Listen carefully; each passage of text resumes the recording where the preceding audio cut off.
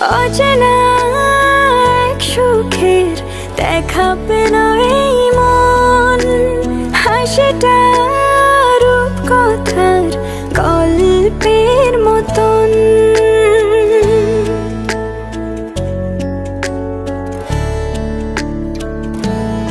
অচেনা এক সুখের দেখা পেল এই মন, হাসিটা রূপকথার গল্পের মতন। তার প্রতি ভালো লাগা বাড়ছে আমার, হাত বাড়িয়ে দাঁড়িয়ে আছি বন্ধু আরে তার।